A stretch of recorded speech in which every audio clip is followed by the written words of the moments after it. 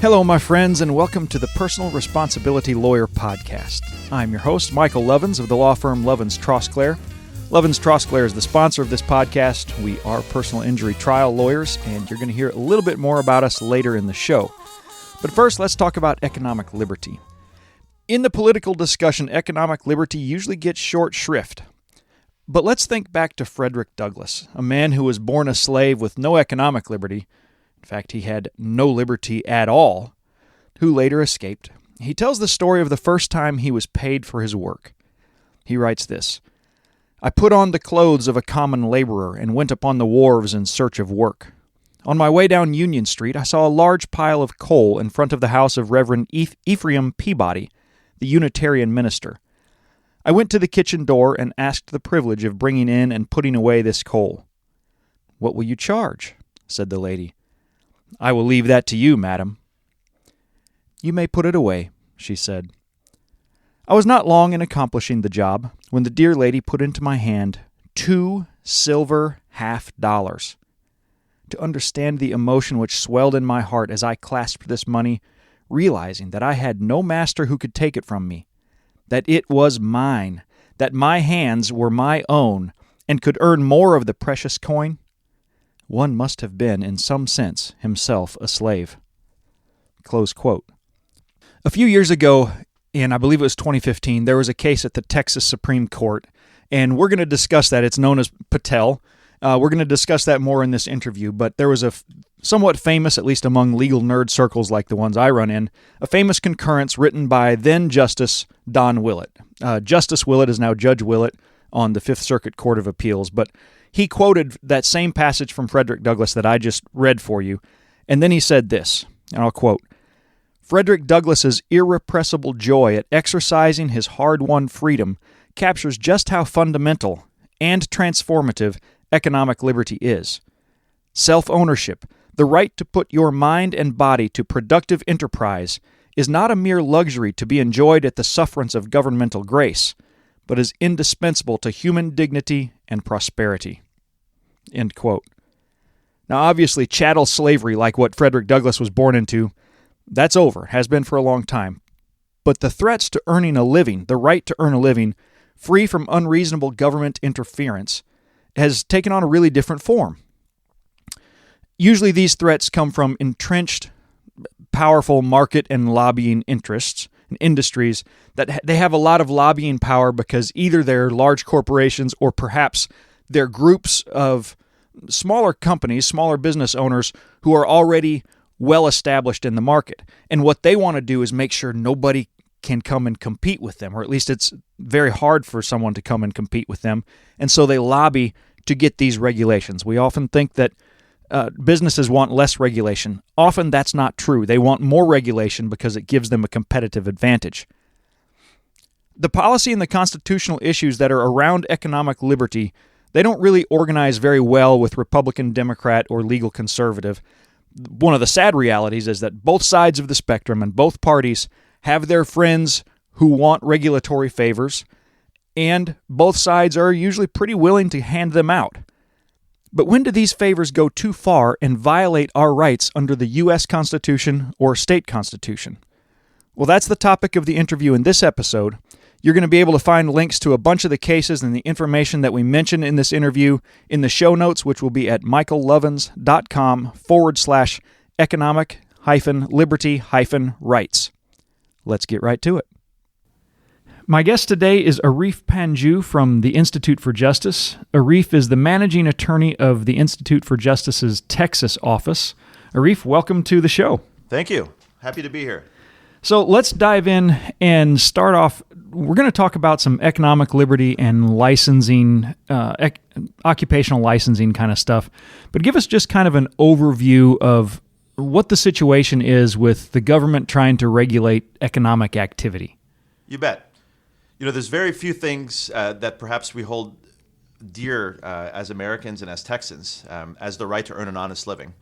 Perhaps those things are where we choose to worship, who we choose to marry, how we raise our kids. But right up there is what we do to put food on our table and support ourselves and our family. And so economic liberty is a right enshrined in our state and Texas.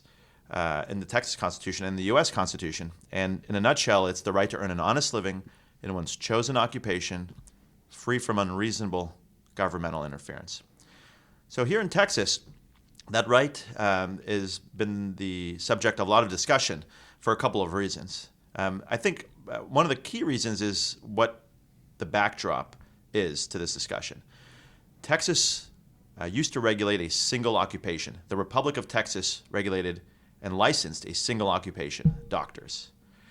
And shortly after that, that long list of one doubled in size to two with the addition of dentists. But since that time until today, now in 2018, Texas now regulates over 500 occupations. I don't mean to interrupt, but so do you know approximately what year did they add dentists to that list of occupations that they regulate? So I'm not sure if it was when we were still the Republic of Texas or right after that. Okay. But I don't have the exact date. But these two are classically recognized as occupations that have been licensed for a long time, and history bears that out. But today, that list is completely out of control. So you need a government permission slip from to work in over 500 occupations. Everything from installing a HVAC unit to trying to tell folks, how they should have their hair cut, to things as simple as if you're a dog groomer and want to brush the dog's teeth, you better have a veterinary license because you would be engaging in the unlicensed practice of veterinary dentistry. And so there's been an explosion of occupational licensing. We can get into why that is because I think it's important. But what has happened is that it's kind of rang the alarm across the ideological spectrum that there's a problem that needs correcting. You see the Governor Abbey weighing in heavily earlier this year in trying to provide greater oversight of regulatory agencies, especially those agencies that enforce occupational licenses, many of which are controlled by market participants, these boards.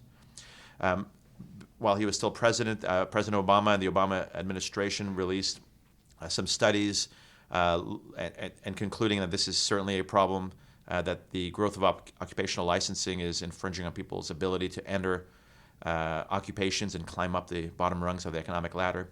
And from a policy standpoint, you see all sorts of groups, including the Institute for Justice, the Texas Public Policy Foundation, Heritage Foundation, up and down the line across the ideological spectrum, focusing and seizing on this issue as one that violates either a constitutional right or, from a policy standpoint, is simply bad policy. It prevents people from entering the market, earning a living, raises prices artificially, and there's not much public benefit to this. So let's actually first let's go back to you referenced we can get into the why, and just as you were saying that I was thinking, okay, my next question on this has to be, why did it grow from 1 to 2 to 500 occupations? Yeah. So there's a couple of reasons. One, where we see things really taking off in terms of the number of licensed occupations is the time period of the 1930s. So in the post-New Deal world, in terms of economic regulations and the jurisprudence, the court rulings that kind of open the gates for greater interference in our economic choices, both nationally and even all the way down to local level, you began seeing a reluctance from courts to enforce economic liberty protections under the U.S. Constitution, and then similarly under state constitutions. And the reason is because courts decided to treat economic liberty rights as a right that really gets a judicial rubber stamp so long as the government can come up with a reason for the law, as opposed to meaningful judicial protection that looks at evidence in the record, applies a meaningful test. What's the test that would allow the court to balance the public policy justifications for law and the infringement on one's individual right to earn a living? You saw an erosion of that completely. The test that had emerged is a test called the rational basis test, and it's named a rational basis test, but it's anything but rational. The way it works is, in some applications, the government lawyer walks in to court if there's a constitutional challenge to an economic regulation. All occupational licenses are economic regulations. And so the government lawyer just says, here's the reason for the law. Now, the government lawyer doesn't need any evidence. It doesn't actually have to be the actual reason for the law. You can actually dream up of a reason for the law. And then you win. And in some jurisdictions, the rational basis test is so far afield from anything resembling a coherent application of a judicial standard of review that the judge can help the government come up with reasons for why the law should be constitutional and come up with justifications. So in other words, the government lawyer gets an Article III judge as co-counsel in a constitutional challenge. There's problems all throughout this thing. But what happened over the course of 80 years since the New Deal, because judges kind of got out of the business of enforcing protections for economic liberty, you had no more judicial check on legislative branch lawmaking in this area, occupational licensing, or on the executive branch in terms of rulemaking. Once a license was established and then there was a board, all the rulemaking that ties on top of the license to make it even more prohibitive to enter an occupation. That's one of the reasons that you see the growth, a lack of check from one of the branches that's tasked with enforcing the economic liberty protections that we enjoy under our constitutions. The second is that because that check was gone, you saw an increase in politically connected insiders, industry groups and associations who would show up at legislatures looking for licensing of their occupation. In other words, they're the ones that were asking for regulation, which should be a red flag for any lawmaker. When you don't see the public clamoring for something, but you see people who that are market participants that have two things in common. They have the financial incentive to lobby for more regulation of their occupation, including a prohibitive license, and the financial means to do so. Whereas the people who are affected by the license, perhaps someone that may be a barber one day, or perhaps a barber that's working all day, they don't have the incentive to spend hours and hours at the legislature fighting against some sort of licensing that will prevent them, for example, from hiring other barbers to grow their shop because now they have to go to a barber school and spend 2,000 hours there. And so that dynamic, the fact that market participants can come and lobby for laws and really face almost no headwinds, and then you have lawmakers on the back end willing to hand out those favors, the combination of the lack of a judicial check and opening up the field for market participants to lobby for laws has created the growth of occupational licensing in Texas and throughout the country. So I think that points out one of the sort of counterintuitive or maybe just counter to conventional wisdom that businesses are always trying to reduce regulations. But what you're saying is, in a lot of these cases, it's the businesses themselves that want the regulations, and they want them in order to make sure that they don't have... It's harder to compete with them. It gives them not necessarily a monopoly, but it creates a barrier to others coming in to compete with them. That's right. That's right. The occupation is governed by market participants. You may not enter that occupation unless you satisfy whatever threshold requirements that they want to impose on you. So, for example, in the cosmetology realm, the cosmetology schools have lobbied to force people into their schools to spend an ungodly amount of hours in there. Sometimes around the country up to 2,000 hours. In Texas, 1,600 hours to just qualify to take the test.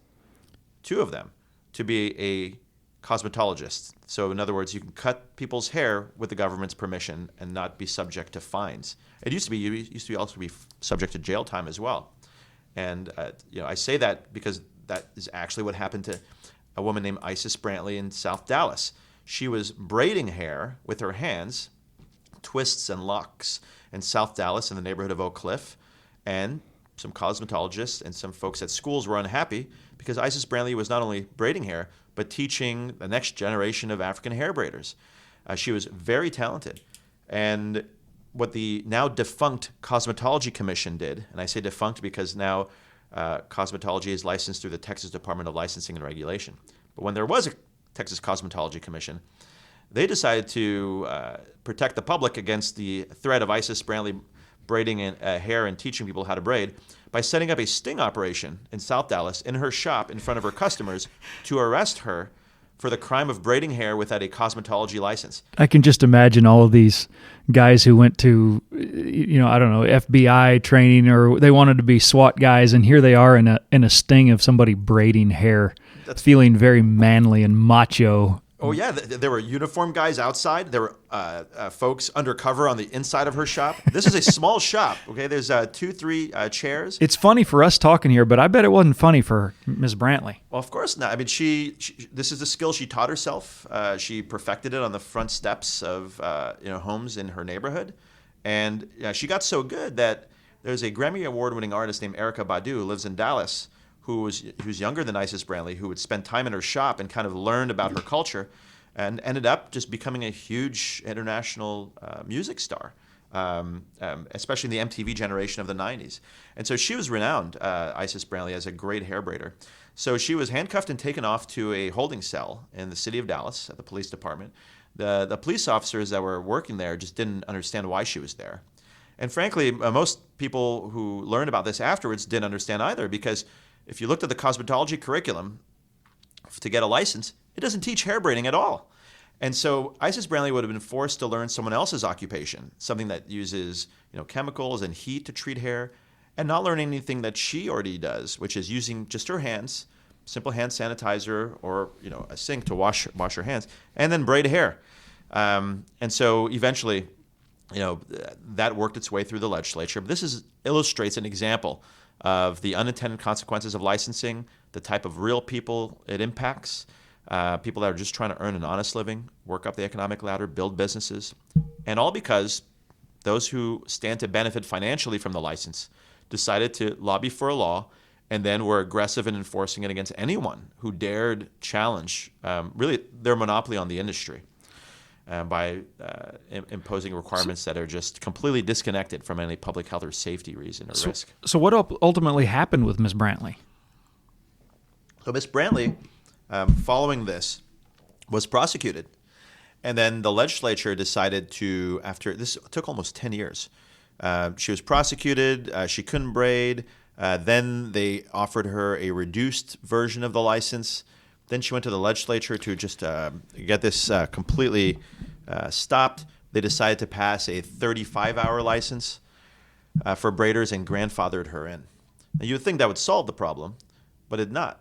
It made it worse, because now that Texas had a 35-hour hair braiding license and wedged it in their barbering statute, Miss Brantley's shop, where she taught braiding, had to legally be a barber college for her to legally teach hair braiding so that her students could qualify for this 35-hour license when they walked out the door and went on their way to earn a living.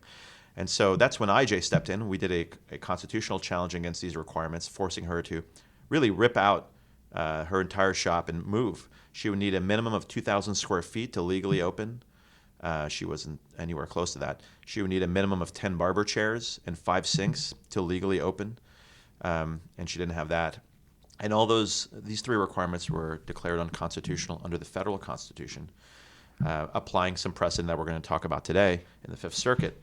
And the court found, Judge Sparks in the Western District of Texas found that these requirements violated her economic liberty rights, that there was no logical connection between these requirements and any public health or safety justification. And Ms. Brantley went on her way to open her school. And finally, after almost 20 years of just being at the mercy of state regulators and cosmetologists and schools who would call her in for daring to compete against them, she finally was able to be free and work. And after that case, that ruling came down in early January. It was the beginning of a legislative session. Governor Abbey gave a speech right before the session started, but after this ruling came down, this is right before he became our governor, and said, look, we shouldn't need court challenges to strike down these types of laws. The legislature should get these types of laws off the books. And that's exactly what happened. The hair braiding license and all related regulations for hair braiders got repealed. And there's no sky falling from unlicensed hair braiders in Texas, shockingly. So I think probably one of the precedents you were referencing that Judge Sparks relied on for Ms. Brantley was this St. Joseph Abbey case. That's right. So that has nothing to do with hair braiding. So tell us just briefly what the case was about and how it connects to hair braiding. Yeah. So St. Joseph Abbey v. Castille is a Fifth Circuit case. And for those of you who are listening to this while having Westlaw open, that's 712 F. 3rd 215. And it's a 2013 case. It's an economic liberty case litigated by some of my colleagues, Jeff Rose, Scott Bullock, our now President and General Counsel, and Darpana Sheth. And it took place in Louisiana. And just to provide some context, so since the New Deal, the Fifth Circuit had not struck down occupational licensing law under rational basis review. And we believe that IJ, that to be a meaningful standard of review, the rational basis test had to resemble a test. The government can obviously win. The burden's not on them. There's a presumption that a law is constitutional. But someone challenging a law should have an opportunity to win if they can prove their case. And so this case was an effort by IJ to litigate a rational basis case with really simple facts and argue that evidence matters in these cases. And you'd think that is a no-brainer, but if you look at the jurisprudence since the New Deal and the erosion of economic liberty rights, it wasn't. It was a tough case to win. And so what we did is represented the monks of St. Joseph Abbey, who simply wanted to build caskets by hand because they have a big woodworking shop. In post-Katrina, they decided maybe we should take our very popular handmade caskets and sell them to folks who want to buy them. That did not make the funeral director lobby happy because the funeral directors control all the funeral homes and most casket sales, even though you don't have to have a casket to get buried. And even though it's legal to buy caskets from out of state, if you wanted to sell them in state and you built them in the state of Louisiana, the law said you had to become a funeral director, build and maintain a funeral home.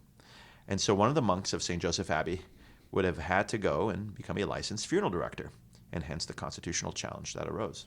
So the other option the monk would have had, if I read the case right, is he could have moved right across the border into Texas or Arkansas, lived there, made his casket there, and then sold it to somebody inside Louisiana, and then he was just fine, right? That's right. That was perfectly legal. And so they would have had to abandon the abbey where they've worshipped and built their institution, their Benedictine monks, and leave the state to do this legally.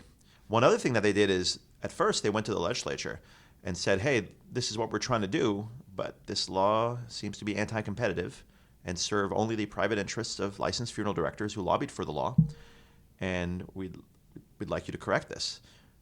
Unsurprisingly, the legislature in Louisiana did not correct it, and so the monks decided to team up with IJ and bring a 14th Amendment economic liberty challenge in federal court. So what was the argument in favor of the law saying that someone who lives inside Louisiana cannot build and sell a casket inside of Louisiana without a funeral director's license? What's their, when they came in and said, well, here's our rational basis, what was their best argument? I mean, the best argument that they had, and this is, I use best loosely because it was clear that best doesn't mean good. It just means less bad than all the others. That's right. I mean, it's obviously not a public health or safety risk. People are already dead when they need a casket. You don't even legally need one to be buried. Consumer protection is the justification, which is a legitimate governmental interest, consumer protection is. But that's kind of what they seized on. They advanced some odd things as well during the trial court, saying that if you don't have licensed funeral directors selling caskets, perhaps you're going to be selling a casket to someone that's too heavy and it'll just break. But again, there's no public health or safety problem. And even then, you can still go buy one across state lines, and it might break too, and they're not regulating that. That's right. Like forcing someone to be a funeral director does not change or hedge against a casket breaking. So how much training, when a funeral director, someone goes to get a funeral director's license, how much training do they get in casket requirements and building and specifications? Very, very little. I mean, there's some customer service type things. Customer service and the customer experience is not, and trying to promote that is not a legitimate governmental interest. And neither is economic protectionism. And evidence in the record, which came out of the legislature, the legislative effort before the case, highlighted the fact that this was a law that was designed to protect the casket revenue of licensed funeral directors. And so there was evidence of economic protectionism. Why is that important? Because after the court goes through the legitimate governmental interests, if there's nothing left, and all that's left is evidence of economic protectionism, that standing on its own, protectionism, is not a legitimate governmental interest. You need public health and safety, or you need consumer protection. You need something holding up the law. And what we argued is that, look, Judge, the government gets to dream up of its justifications, literally dream up of its justifications under rational basis review, but there's a limit to how much it can dream. Sure enough, in St. Joseph Abbey, the court says that justifications, quote, can't be fantasy. Second, we also argued that we can use evidence to undermine or negate the justifications offered by the government. And that's exactly what we did. We used evidence in the record. We used the context of the statutory scheme, the history of the challenged law. That's all evidence that can be used to negate the justifications offered by the government under federal rational basis review, and what the Fifth Circuit affirmed as correct. That's right. And finally, we said that economic protectionism on its own can be a legitimate governmental interest. We've already had a holding in the Sixth Circuit where the Sixth Circuit held the same, and the Fifth Circuit held the same here. And so the law was struck down. The Sixth Circuit, that case I think was in Ohio, is that right? So the Sixth Circuit case was a Tennessee caskets challenge, almost identical to the monks of St. Joseph Abbey. The only thing, in my view, a little bit different, actually, is that we're representing monks. And I wish we represented monks in all our cases, because we actually walked into the courtroom with one of their wooden caskets. Because, at a gut level, what we were able to convince the judge, and then later the judges and the Fifth Circuit, is that it's just a box. It's just a box. And, this just selling this box to help, provide for your monastery's healthcare needs and food and livelihood is not something that should be. You shouldn't impose regulations that burden that to such a degree that they can't even enter that occupation, only to protect those who lobbied for the law and their private interests and no public interests. And so we won the case, and it's a landmark case. It is the Fifth Circuit's landmark case on how do you apply rational basis review in the context of a challenge to an economic regulation. So you referenced that the St. Joseph Abbey case says that rational basis can't be just pure fantasy. Was that a change in the law? Was it a clarification? How did that fit into what the scheme was before St. Joseph's Abbey? So it was a clarification that there are limits to your asserted interests if you're a government lawyer. I mean, government lawyers can walk in and not have to use any evidence to support what they're saying in a rational basis case. They can literally come up with hypothesized facts. They can conceive of justifications. Now, this kind of cabined that a bit. So it cabined the justifications from going into fantasy land. It also said that facts matter and evidence matters, and so the government can lay out these asserted justifications. But if there's evidence in the record undermining what the government's arguing, then they can lose. And that's exactly. And I think looking at the Brantley case, Isis Brantley's challenge, which relied on St. Joseph Abbey, you see how this plays out. In that case, the government said, "Look, you should apply a rational basis." Like the U.S. Supreme Court did in Lee Optical. In other words, we can this is 1950s, at the height of deference to the legislative branches, and it's something that was embraced even from those on the conservative side. And sometimes they fail to recognize that this idea of just unfettered deference to the political branches comes out of jurisprudence of the progressive line Oliver Wendell Holmes, who wanted to strike no regulations down at all. I mean, so much so that he wrote, Buck v. Bell, where even when the government shows up to take your child to forcibly sterilize them, according to Holmes, that's okay. There's no constitutional protection that you can enjoy if the government knocks on your door and comes sterilize you. And so just the embrace of this unfettered deference is problematic. But that's what the government argued in the Brantley case. You should. They didn't invoke Buck v. Bell, of course. They invoked Lee Optical. Buck v. Bell has since been reversed, or at least it's no longer considered good law, if I understand right. But in terms of if you look at Oliver Wendell Holmes's dissent, not the primary dissent in Lochner, but his rant, his one paragraph rant. It's unsurprising. It should surprise no one that this idea of unfettered deference, rational basis review, rubber stamp comes out of his jurisprudence. That's one of the things that it's interesting to me. Oliver Wendell Holmes, you invoke his name, and most people automatically think, here's a great justice. He's one of the most famous ones. I'm not sure exactly why. But some of his rulings we now would look at and say, that's insane. That's right. That you can actually, the government can walk into your house, take your child, and forcibly sterilize that child, and that is a legitimate and constitutional exercise of government power. That makes people's head explode today, but that's where those are his writings. Those are his writings, and it led to this idea that courts should just take economic liberty and property rights, throw them in the constitutional junk drawer where no meaningful review exists. And so, for years and years and years, government lawyers would invoke, examples of how rational basis review was being applied. And Lee Optical, out of the 50s, I think, was what the government did in the Brantley case. We argued that St. Joseph Abbey provides the better distillation of rational basis review.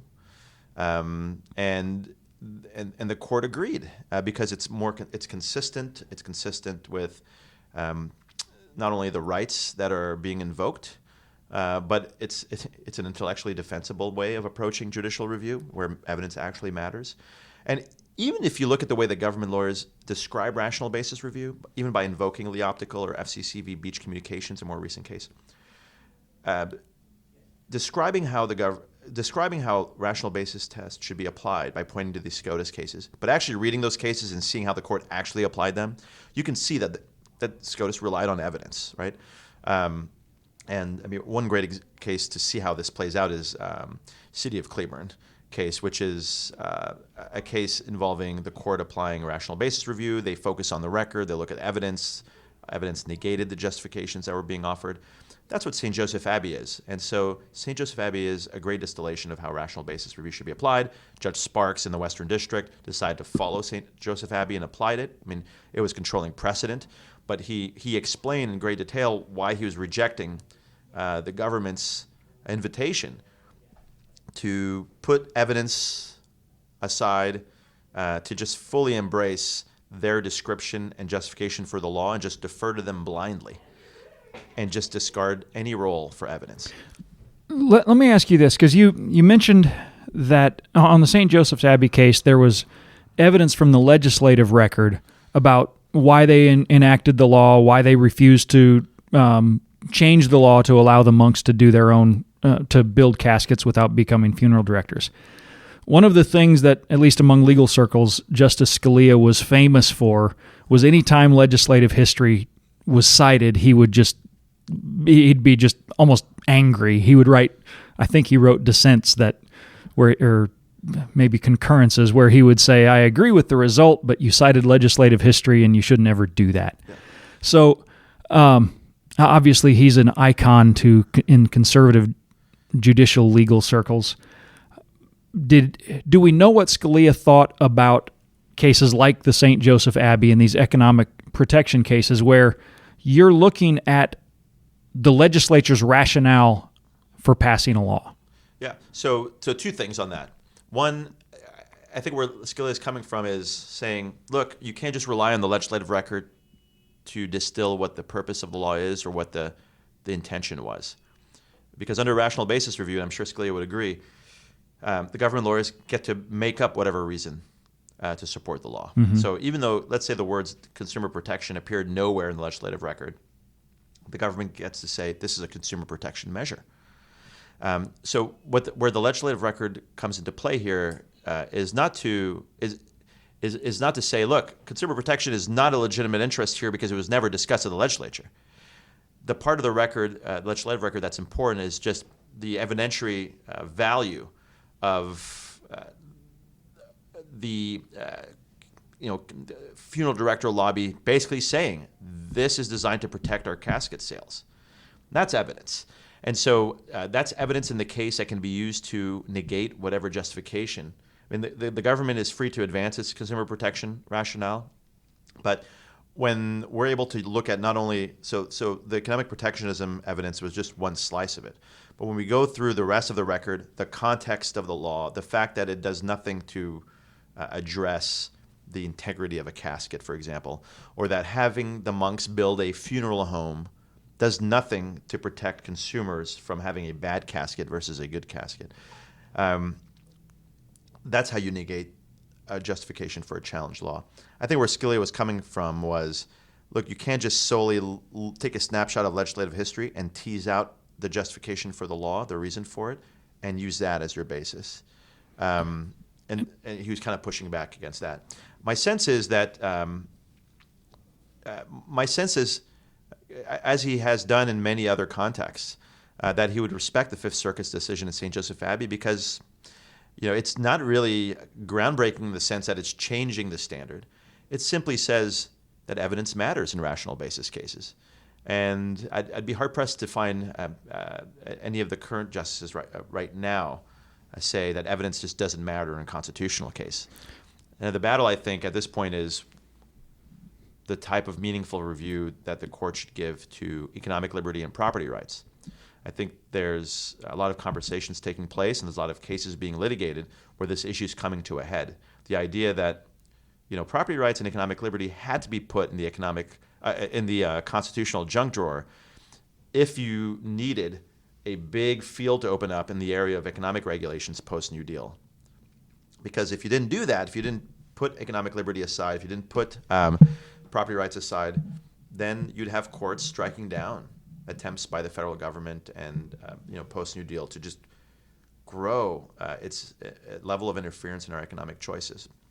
And I think the next step is just to see, whether that's sustainable, because it has led to an erosion of property rights. See Kelo, for example, right, and economic liberties that have been it's not only a problem from a constitutional standpoint, but it has significantly hurt people that are just trying to live freely on their property and earn an honest living in their chosen occupations. And you're seeing inflection points. Occupational licensing is one of them. So in federal court, in the Fifth Circuit, which means us here sitting in Texas, if we take an economic liberty case in federal court because of St. Joseph Abbey, because of that ruling, we can expect that rational basis review will be applied in a meaningful way and that evidence will play a role. The government is entitled to reasonable deference. A law is presumed constitutional. The burden is on the challenging party. But evidence actually matters now, and that's a good thing. We should be happy about that. And so that's St. Joseph Abbey and our latest in federal court in this area. So that's a federal Constitution 14th Amendment case. So let's shift, because there was a kind of a similar case, the Patel case from 2015. That's a Texas Constitution case. That's right. How is that? It's another cosmetology case, not braiding, but sort of in that same realm. Give us just kind of a brief overview of what the facts were and how the state constitutional protection is different and better, worse, or just different than the federal Constitution. So the U.S. Constitution sets a floor for rights. And the government can regulate, or state legislatures or even Congress can regulate below this floor. Now, admittedly, the floor is pretty low with respect to property rights and economic liberty. Nonetheless, it's the floor. State constitutions, however, can raise that floor. And so, for example, I'll give you a property rights example because it's easy to crystallize.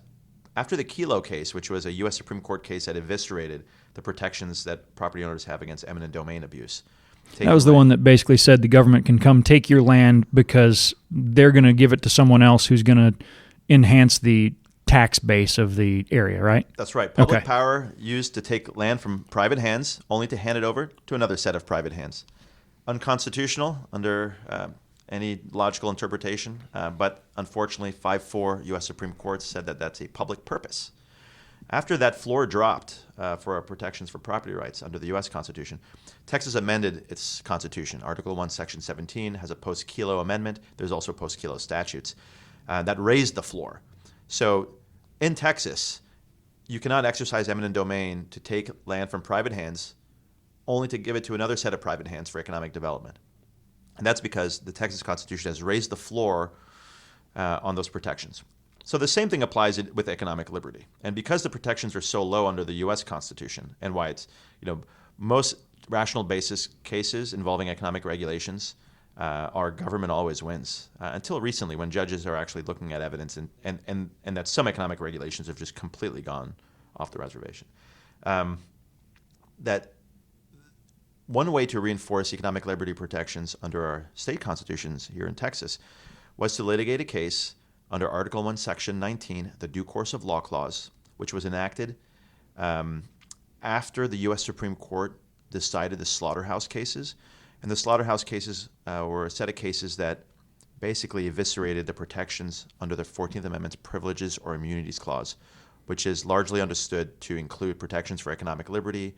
It arose in a time of our country where there were a lot of black codes being passed to prevent newly freed slaves from entering markets, and also preventing women from entering markets, and all sorts of things. And the Privileges or Immunities Clause was a source of protection for those economic liberties. The Texas Constitution, our current version of our Constitution, was enacted right 2 years after the slaughterhouse cases. And in slaughterhouse, the U.S. Supreme Court said it's up to the states to provide greater protection for rights that aren't protected by the Privileges or Immunities Clause of the 14th Amendment. And that's exactly what Texas did in the Due Course of Law Clause. But what we saw is that there were 3 lines of cases that had emerged, and I think this backdrop is important before I get into the threading case, because it kind of sets out why this case was decided the way it was. 3 lines of cases had emerged applying different standards of review, so different tests, when people would challenge economic regulations under the Texas Constitution's Due Course of Law Clause, where the economic liberty protections exist.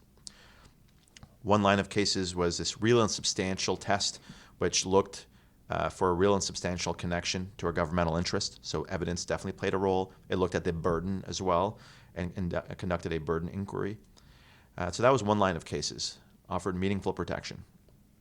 The second line of cases was basically rational basis review, just federal-style rational basis review, except it took account of evidence. It was rational basis plus evidence, kind of like St. Joseph Abbey is in the Fifth Circuit today. And then the third line of cases that had emerged over several decades under Texas jurisprudence, Texas Constitution, was rational basis, no evidence. So against this backdrop, we litigated a case called Patel versus Texas Department of Licensing and Regulation.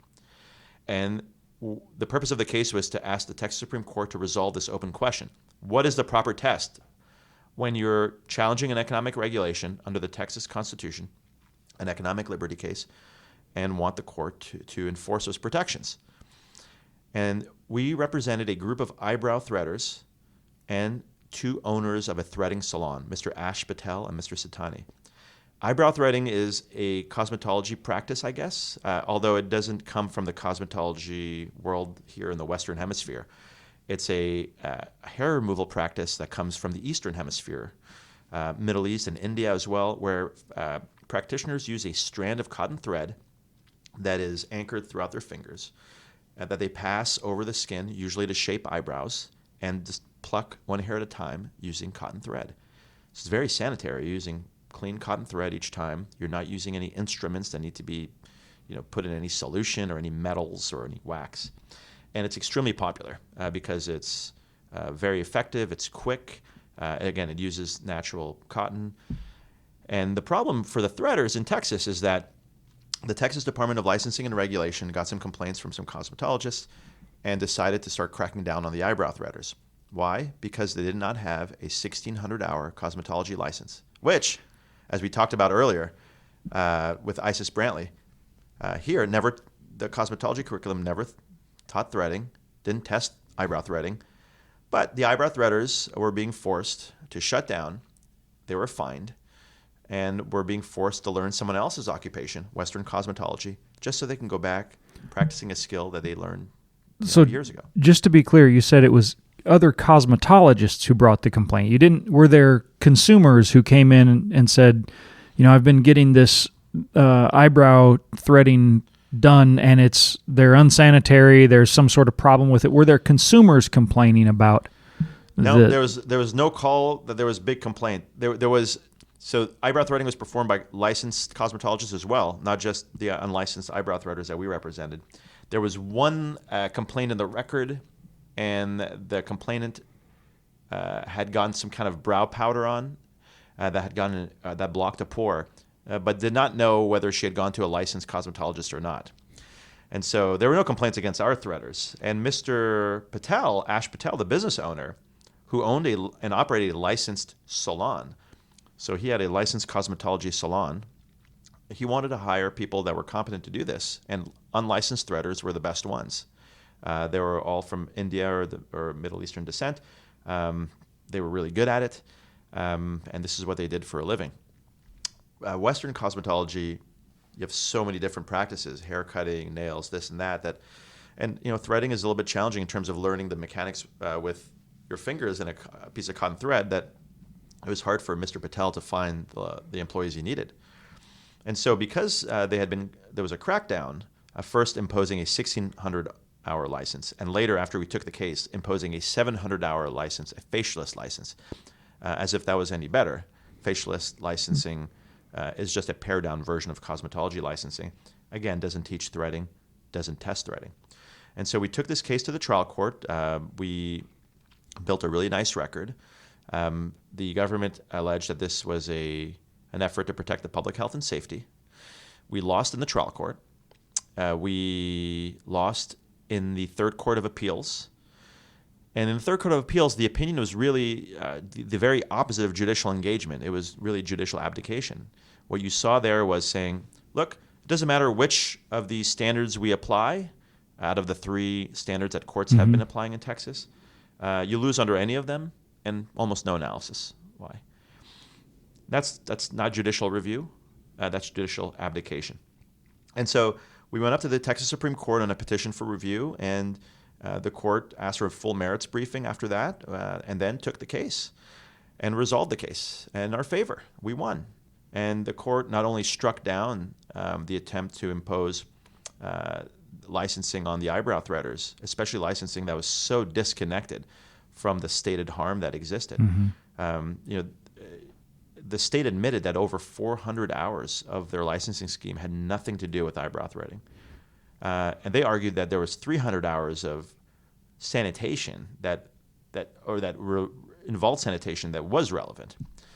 Our expert was a doctor who also owned a threading salon, had testified that as long as you know how to wash your hands and use hand sanitizer, you can probably mitigate against just about every conceivable public health or safety risk related to threading. I've got kids, and washing hands and sanitizing can be pretty complicated. That's right.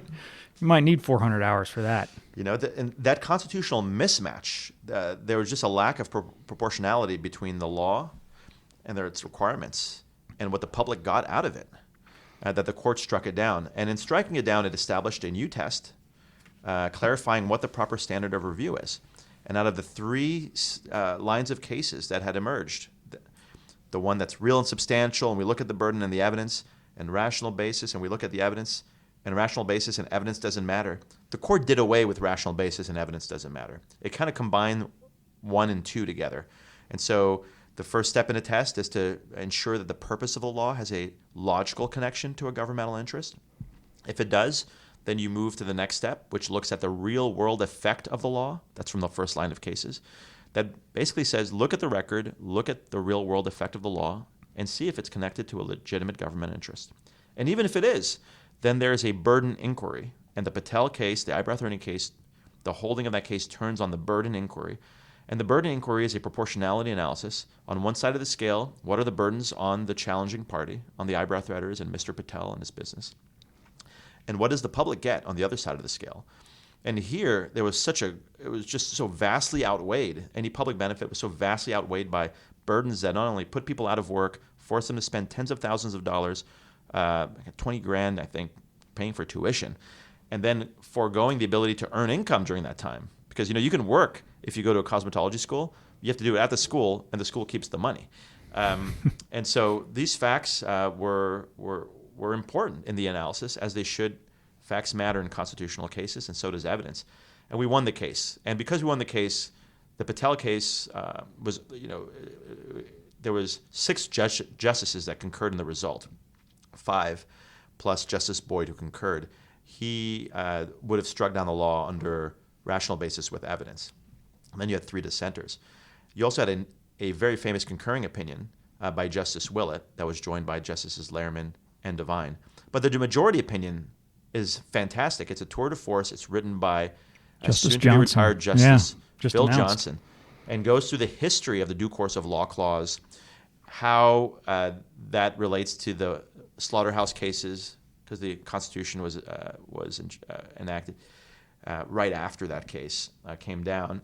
So the historical reasons for why the test is what it is, and what the test is, distilling the 3 lines of cases, and then applying that test to the facts in this case. It's a fantastic opinion written by Justice Johnson. And together with St. Joseph Abbey, Patel in state court with the Texas Constitution, St. Joseph Abbey in federal court with the U.S. Constitution, these 2 cases mean that as Texans, we, more than any other state in the United States, get more judicial protection for economic liberty than any other state. And so that's a great thing that resulted from 2 public interest cases that IJ litigated. So on the way the dissents characterize the majority in Patel is to say, and they focus on this last part of assessing the burden, and Justice Johnson said that you have to make sure that the burden it's not so heavy that it's oppressive, using his word. And he says, and I'm just reading a short quote out of here, he says, the dividing line is not bright between the number of required but irrelevant hours that would yield a harsh but constitutionally acceptable requirement and the number that would not. In other words, if it's the state may require 5 hours of training that doesn't have anything to do with eyebrow threading, but they can't require 400. Where that line is not really clear. Now, the dissents, at least I believe it was Justice Guzman's dissent, said this is just putting the judges in the seat of the legislature, and we're not supposed to be there. And there's been this long battle, especially from the conservative side, regarding judges, about legislating from the bench. What's the difference between legislating from the bench and determining when a law is oppressive? Isn't that what the legislature, theoretically, the legislature is supposed to sit there and say, well, I'm not going to vote for this law because I think it's oppressive. How do we, in a principled way, distinguish between when it's just a legislative function and when a judge can step in, or a panel of judges step in and say, no, that's oppressive. That's a bad law. Yeah. So I think there's 2 things to look at. I think the first thing is, as Justice Johnson recognizes in Patel, there's no line drawing exercise necessary here, because the burdens imposed are so massive in light of the minuscule public benefit that it's a no-brainer. Like, this violates the due course of law That's clause. great for this case, but what about the close case? Right. So for the close cases, these are tougher cases, right? And so, those will probably not get decided on the burden inquiry, but rather on the means ends fit analysis that Patel has. This idea where you have to look for a logical connection between ends and means. And just like in rational basis review, you can use evidence to negate the justifications, but there's already a presumption of constitutionality. The burden's not on the government. They get to put forth justifications. Of course, they can't be fantasy, even under Patel. And the reason there's no line drawing necessary is because the government gets to say, look, this is a public health or safety measure. And then the court gets to say, well, I understand you want them to build 5 sinks in their small hair braiding shop, just as it, for instance. Right. But your statutory scheme lets practicing hair braiders use hand sanitizer and doesn't even require them having a sink. So you can negate those using the record. In terms of the burden inquiry, if you want to distill that in terms of, where is the line? I think if it's a close call, justices are unlikely to find a law unconstitutional under the burden inquiry. The burden inquiry is one that kind of mirrors the structure of the Bill of Rights under Article 1, which puts government power on the same plane as individual liberty. And all that Justice Johnson is saying in Patel is, if the burdens are so disproportionate to what we know is enshrined and protected in the Bill of Rights, like your basic economic liberty, your property rights protection, et cetera, that we're going to declare that unconstitutional. But if it's kind of even, that's not our domain. So, and the reason it's not something that you need to approach with mathematical precision is because we don't want courts to engage in this mathematical equation saying, well, maybe a 35-hour license is okay for hair braiders, if there was still a 35-hour license for hair braiders, but a 110-hour license is not, right? Right. I think what it's, if you want to get it right, if you're a judge, the answer is in the record. You have to look at the evidence. So you can't be balancing these in the abstract. So if the government says, look, there's 400 hours of sanitation in here, or that protects public health and safety, it's clear from the record that was not the case. There was maybe 40 hours that were. And so that's why there was a dispute, how much of it is related to sanitation, how much is not. I mean, spending an entire week learning basic sanitation at 40 hours a week, I think most people would agree satisfies it, even per the curriculum standards. But you're right, that's one challenge that courts have. Now, the dissent would say, well, because we can't get involved, because we can't have a bright line, let's do away with all of these other constitutional violations, because we should play no role in this. We should just leave it to the branch that imposed this and violated the constitutional rights of folks. That's not a solution either, because the standard that they would have subscribed to is, as the majority describes it, no standard at all. It would have said, this is perfectly constitutional. You can force people to, and I think there's one of the examples that's given in the Patel case, and I don't know if this is the exact example, but for example, if Texas decided to restrict a certain practice to only licensed doctors, and it had nothing to do with medicine, that the only way that you as a practitioner could satisfy the requirement was by going to medical school, passing and obtaining a medical license, and then going back to doing what you were doing. Under the standard that the dissent was advancing, even that law, like if you want to thread eyebrows, you have to get a medical degree, that would have been upheld. In other words, it's not a standard that protects rights at all. It's a rubber stamp. Right. But yeah, you're right. On the burden inquiry, you have to look at the record. I think things get struck down under the burden inquiry when they're just grossly disproportionate. There's a case right now at the Texas Supreme Court that we're litigating that involves this very question in terms of how is this law going to get struck down. It's an alcohol regulation that was written by distributors, the lobbyists for distributors, when craft brewers were successful in removing some red tape from their hands.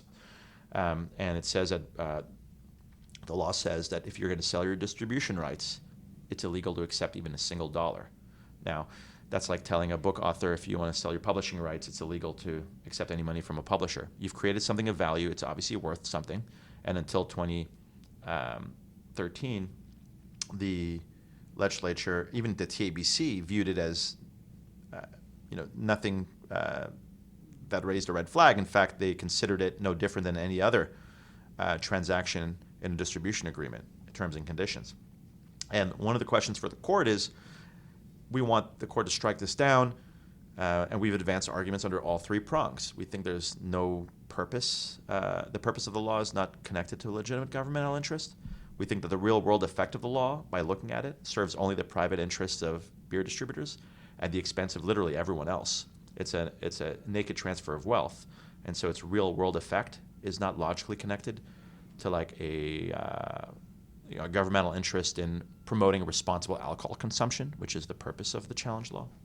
And then finally, on the burden inquiry, again, we analogize it with Patel, the mismatch between the burdens imposed and the public benefit. And literally, the government has not identified any public benefit for this law other than to say it's part of the three-tier system, so it should be okay.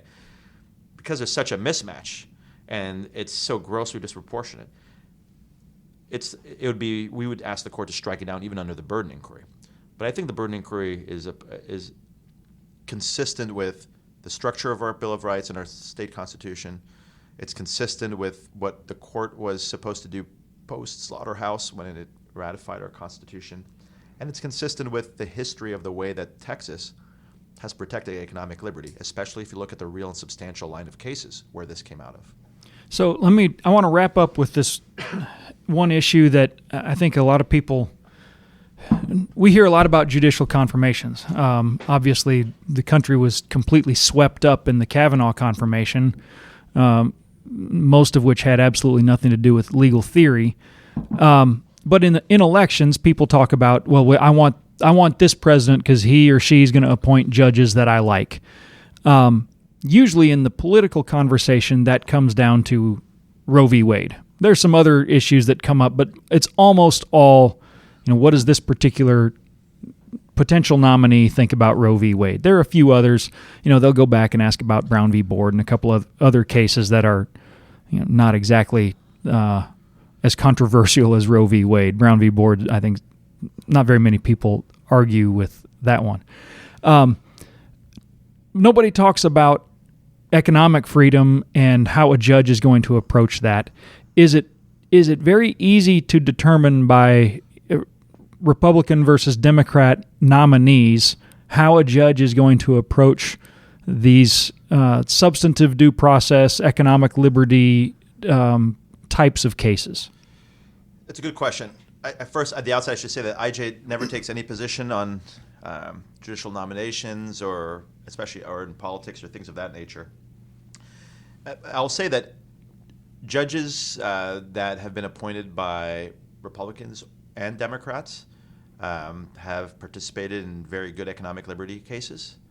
And so I don't think and as we talked about earlier, the issue of licensing, which at its core is rooted in economic liberty and the ability to earn a living, is something that across the ideological spectrum has been identified as a problem because it infringes on someone's ability and right to enter the marketplace and earn a living. And you're also right that you don't usually hear this come up in judicial confirmation hearings. And I'm only speculating here, but from my experience, people are shocked when they learn at the type of protections economic liberty gets when I describe to them how a rational basis case works. That in some applications of the test, kind of like with Chevron deference, the judge has to pre-commit to the government's legal position at the outset of the case. People are shocked, and perhaps that's one of the reasons that it's now, over the past several years, especially when we're doing cases that kind of illustrate what the protections should look like and sometimes lose in the lack of protections that exist, that people are starting to learn that there needs to be greater protections in this area. So I think one of the reasons we don't see it as a big kind of issue in the court of public opinion during confirmations is twofold. One, I think everyone agrees that judges should protect this right, and also two, most of the public is shocked. Like the people that really know about it expect that this right be protected, and so they don't jump and try to nosedive into it too much. But most people are shocked when they learn at the degree of lack of protection that courts have, and hopefully that starts to change. I think one way to identify if a judge enforces the protections for economic liberty in a meaningful way, a way that is consistent with the structure of our constitutions, with the intent of our Constitution. I mean, the history of the U.S. Constitution, if you look at it, if you look at the history of this country, we fought 2 wars over economic issues. I mean, the idea that the U.S. Constitution doesn't protect economic liberty, when a lot of the pushback against the king was this handing out of monopolies to favored interests here in the New World. The fact that any argument that the right does not exist, I think, falls flat, just historically, and also by looking at the structure of the Constitution, the history of the 14th Amendment, and things of that nature. One way to learn about what how a judge approaches these issues is just to read the opinions. So if you read the St. Joseph Abbey opinion, or you look at judges applying St. Joseph Abbey, you'll see them taking account of evidence and applying it in the analysis. If you see that, then you're having a judge that is focused on the record and trying to genuinely pursue the truth in a case. If you have that in a judge, that's what we're asking for. And that's what we should expect, that you have constitutional rulings that are made on the basis of real evidence with real facts in an attempt to pursue the truth. The red flags would be this unfettered deference where you're willing to not even engage on the issue and let the right be eviscerated just because you think that the legislative branch should be the one that controls everything here and that there's no role for judges. Now, that's where we got into a problem in the first place because, of course, under the Texas Constitution, there is a separation of powers clause, unlike the U.S. Constitution, which, of course, we have separation of powers there as well. And so judges do play a meaningful role under the state constitution. The Patel case cements decades of Texas jurisprudence. And I think by reading the different opinions, you get a sense of what it looks like when judges or justices are not willing to enforce the protections that exist at all by applying a standard of review that allows for just about anything to be rubber stamped, versus judges that are willing to strike down laws when they clearly violate a constitutional right on the basis of real evidence. Is there any expectation that a case similar to the St. Joseph Abbey case will be reviewed by the U.S. Supreme Court anytime soon? There's always, we're hoping. I mean, the circuit splits are there. Which is one of the key factors that SCOTUS looks for when deciding whether to review a case. Yeah. For instance, there's a circuit split on the question of whether economic protectionism, standing on its own, is a legitimate use of government power. So the 10th and the 2nd Circuits have said that it is. The 5th, the 6th, and the 9th have said that it's not. And so the split is there. And there was an opportunity for the court to take up a case, the 2nd Circuit case went up, but it did not. There's also an opportunity for state Supreme Courts to look at the Texas Supreme Court as a leader in protecting economic liberty rights and enforcing greater protections. And we're starting to see that in different places, which is nice, because state constitutions are there to protect liberty. The Bill of Rights and under state constitutions are designed to set the floor hopefully higher than the U.S. Constitution, but to provide protections for individual liberty. And then it's incumbent upon judges to engage in constitutional cases and not just simply rubber stamp with the government always wins stamp when they're facing those cases, because the people that bring these cases have real rights. Those rights are being infringed and deserve meaningful protection. My guest today has been Arif Panju of the Institute for Justice. Arif, thanks so much for coming on. Thanks so much. This is great. This episode of the Personal Responsibility Lawyer podcast is brought to you by my law firm, Lovins Trosclair, where we use the civil justice system to hold people responsible for irresponsible choices when those irresponsible choices cause serious injuries and death. Yes, we are personal injury trial lawyers, but we're a bit of a different breed because we approach our cases differently. I hope you don't need us, but if you need us, please call us. Call 512-535-1649 and tell us you heard about us on the Personal Responsibility Lawyer podcast. Or you can also go to our website at LT Legal Team, that's L as in Lovins, T as in Trosclair, legalteam.com. We're here to help. Thank you for listening to the Personal Responsibility Lawyer podcast. If you like what you've heard or if you've learned something interesting, please do me a favor and rate the show on iTunes. It really does help. You can get more information about this show, including the show notes, at my personal website, michaellovins.com. Okay, it's silly disclaimer time where I say stuff you already knew, but I gotta say it anyway so I keep the State Bar happy. This podcast is not legal advice. You listening to this podcast does not make me your lawyer or you my client. Neither does it make any of my guests your lawyer. If you want me to be your lawyer, contact my office. If I can represent you, we will execute a written contract stating the specific terms under which I agree to represent you. Did you really need me to tell you that? Man, I hope not. Also, I am not certified by the Texas Board of Legal Specialization as a personal responsibility lawyer because they don't even know what that is. Neither am I certified in any of the areas of specialty that they actually do recognize. Well, my friends, that's all for this episode. So for the Personal Responsibility Lawyer and Lovins Trosclair, I'm Michael Lovins. See you next time.